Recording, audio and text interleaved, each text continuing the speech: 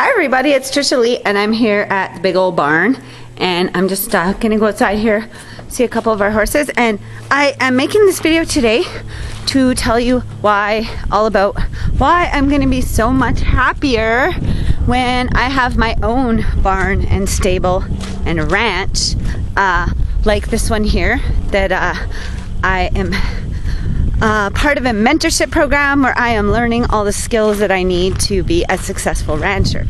And my mentor here, he's a very, very smart guy. He's got multiple streams of income set up for himself. And the part that I'm most involved with is his boarding facility, which is the big old barn that I just left. And there he stables horses for customers that pay him to provide accommodations for their horses. Now, some of these customers of his, they do some practices that I totally disagree with, and I have to admit I've been guilty a few times of complaining to my mentor about their management of some of the horses, and he pretty much agrees with me. But what he said what he said about the whole thing is, I don't care what they do with them horses as long as they pay their bill, which I guess is a very business-like attitude to have. But me, I'm a little bit attached to the animals' welfare and benefits. I used to work at another barn where I mentored with a lady. She had a much smaller operation, but she was much more to my style, and her business model is a bit closer to the business model that I want to have for my particular ranch. Actually, what I want to do is I want to set up a for-profit animal rescue. And so what some of these ladies are doing with their horses is kind of to my benefit, because when they come up lame or with different kinds of disease or different problems because of the mismanagement that occurs, I will be able to rescue them and bring them back to soundness, and then have them operate on my trail rides, where I'm going to be working with strictly with novices, people that aren't experienced with horses, and exposing people that don't have the opportunity to enjoy these beautiful, wonderful creatures the way that I do.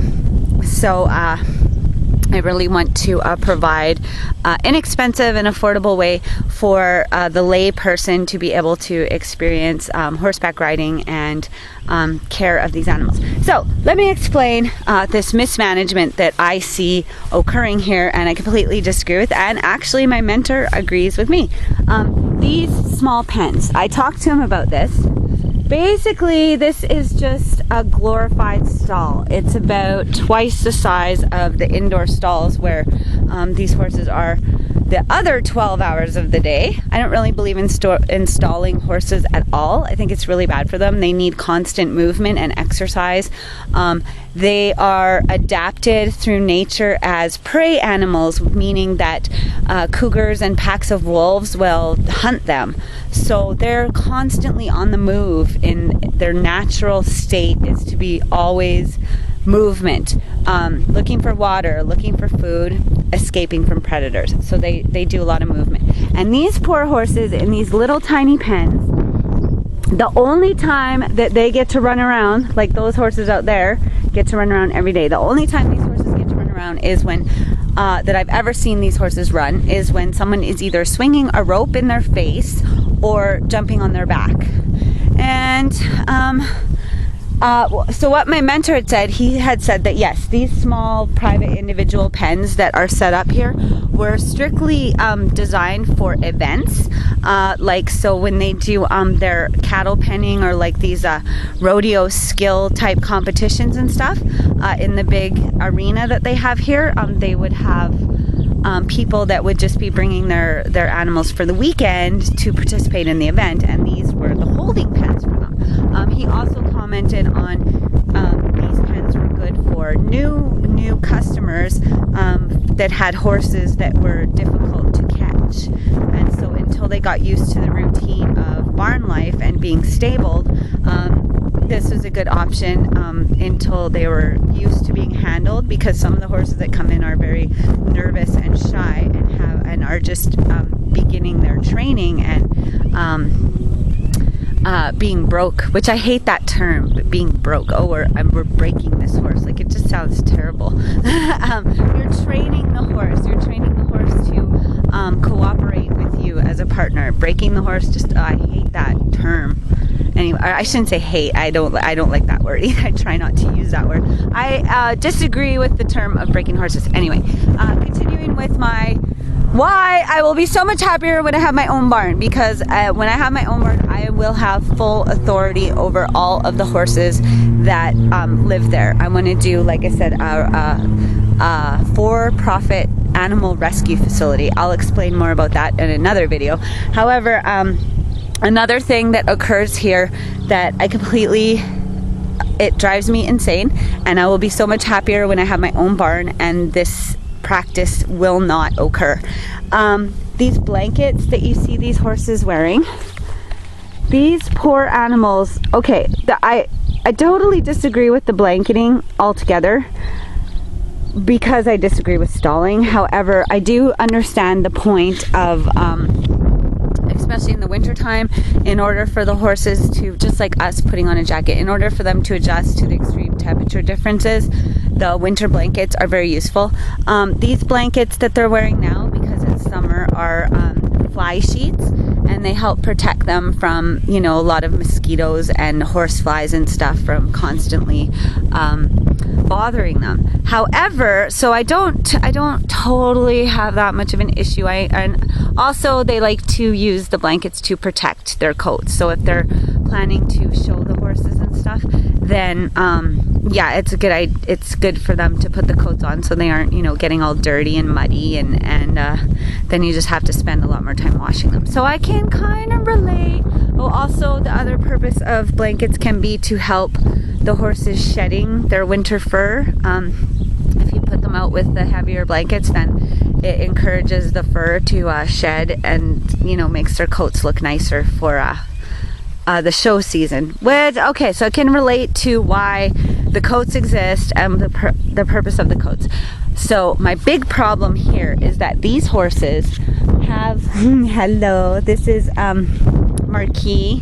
He's a beautiful gelding, but these horses are stuck in these blankets 24/7. Like, seriously, they have the blankets on when I come in the morning to bring them out in their stalls, and as you can see, they roll around in their stalls and they get the blankets covered in pee and poo, and see, they're all stained up. And then out here in this tiny pen, but even the ones out in the field that also have their blankets on 24/7, they are all stained up with pee and poo. Mainly, like, see out there, they're not rolling around in the mud or the pee and the poo. That's from rolling around in the stall. Oh, these crazy women. And my mentor, at the other barn that I worked at, there was no option. If you wanted a blanket for your horse, that blanket was coming off at nighttime. Well, here my mentor has decided that to make it fair for the ladies that keep their horses bare, like natural, without any blankets, that they shouldn't have to pay the same amount as the ladies that are requiring these blankets put on and off. So he's added a fee, a $50 fee for us to put on and take off the blankets daily. So these crazy women have decided that I'm too cheap. I'm paying like over $1,000 to keep my 2 horses here, but I'm not going to pay the extra $50 to have the blankets taken on and put off. So these horses are stuck in these blankets 24/7. The only time that these blankets come off again is when someone is swinging a rope in their face or jumping on their back to ride them and they have a saddle on. So I have never gone anywhere. I grew up with my grandma being a barrel racer and having a small barn. I worked at another barn with another lady, mentoring and learning how to operate a stable and a ranch. And I have, these horses are the stinkiest horses I've ever been around in my life. And it's not that the horses stink, it's those blankets. They're rolling around in their stalls in pee and poo all night long with the blanket on, and they freaking are wretched. They stink so bad. When I worked at that other barn, I took blankets off and put blankets on every single day, and I've never ever come across any horse anywhere that smells as bad as these horses here that are wearing these blankets 24 hours a day.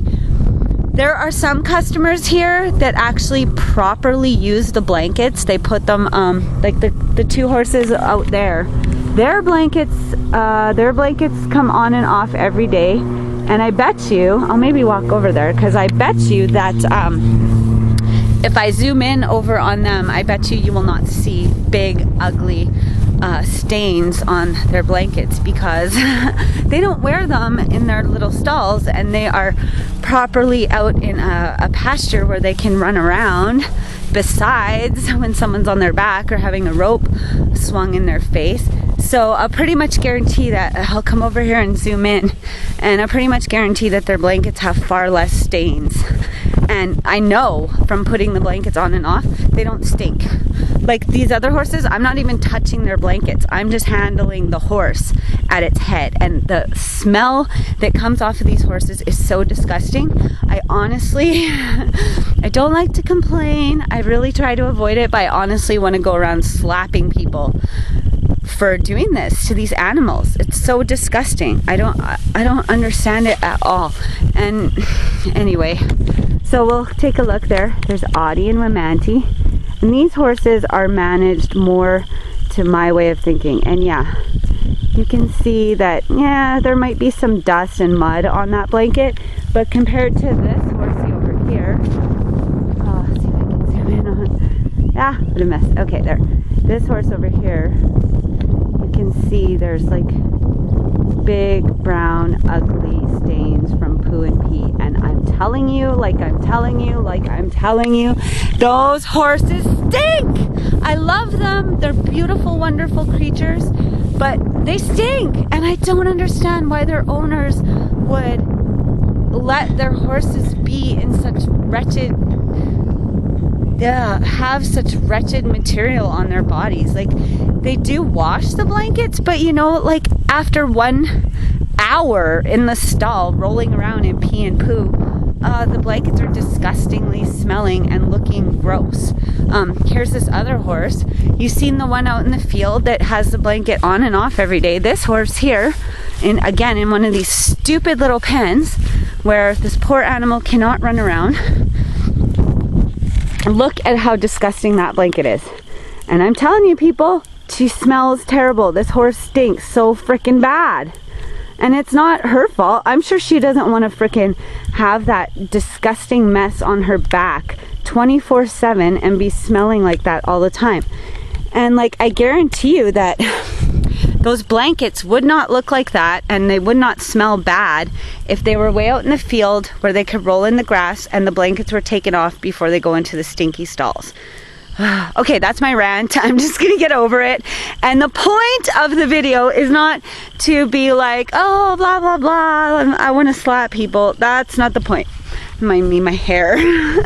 The point is just how happy and how excited that I will be when I have my own barn and I have authority over all the horses there to make sure that this type of thing never happens, that horses will not be mismanaged like this in my facility, because I am going to have the ultimate authority over what goes on and the management processes. I am not going to be like my mentor and put up with nurses and school teachers coming in here and telling me, or coming into my barn, and so this is what his world is. He has to deal with nurses and school teachers coming onto his property and telling him how to take care of horses, when he's been in the horse business through his family since he was born. Like, since he was a tiny little kid, he's been part of breeding, showing, and just all around working with horses in all different capacities. However, here he's like, well, they're not my horses. They pay their bills. I don't care. I've got my cows and my crops to deal with. So just do what these crazy school teachers and nurses tell you. They're paying their bills, so I don't care. I'm definitely not going to operate. I have a totally different business model in mind. Like I say, I want to do a for-profit rescue facility. So I'm looking forward to making lots and lots and lots more of these videos, sharing with you the process that I'm going through as I work towards having my own ranch and improving on the practices and skills that I'm learning here. And so it's just really a really exciting time for me, because as we speak, I'm getting closer and closer each and every day to having the resources that I need to actually make my animal rescue facility a reality. So stay tuned, subscribe to my channel, and find out how I'm doing it. I'll tell you, give you a little inside info. It's through something called Project AWOL, which is an internet business system that I am coming up with the capital and the resources that I need to build a facility that's going to be even bigger, better, and it's going to have happier horses in the facility that I'm putting together. So yeah, subscribe to my channel and follow me on this journey of becoming a rancher. It's so exciting. And if you are not living, if you're like I was not that long ago, miserable, overworked, underpaid, and just not passionate about life, you need to find the link somewhere around this video and check out Project AWOL. Project AWOL stands for Another Way of Life, and I've been involved with them just over a year, and my life has completely transformed. I've never been happier or more hopeful about my future. I get up every morning excited to be alive, with a purpose and a meaning to my life, and it's all because of Project AWOL's training and systems. And yeah, if you're not feeling like, oh, I'm so excited to go to work today, or to be alive, and you just don't feel like everything is new and exciting and magical, you should really check out Project AWOL, because it can change your life. Because I tell you, before I found AWOL, I was exhausted, I was miserable, I was a drug addict, I had all kinds of problems, and now I just feel like the luckiest girl in on the entire planet. Words cannot express how excited I am for the future and how much Project AWOL has changed my life. And I know there's so many other people. There's over 4,000 people involved with Project AWOL, and so many of them are like me and have totally revolutionized the way that they think and the way that they approach life, and they're building their beautiful future and making their dreams come true. And so I can't really say much more about it, except like check it out. It is just absolute. Like, words cannot describe how much just joy that I have because of the things that I've learned through Project AWOL. So I highly recommend you find the link for Project AWOL and check it out, and go out there, make it a great day. And if I don't see you in the future, I'll see you in the pasture or here in the barn, dreaming of my own barn, even bigger and better than this awesome place that I get to come every day and live the dream.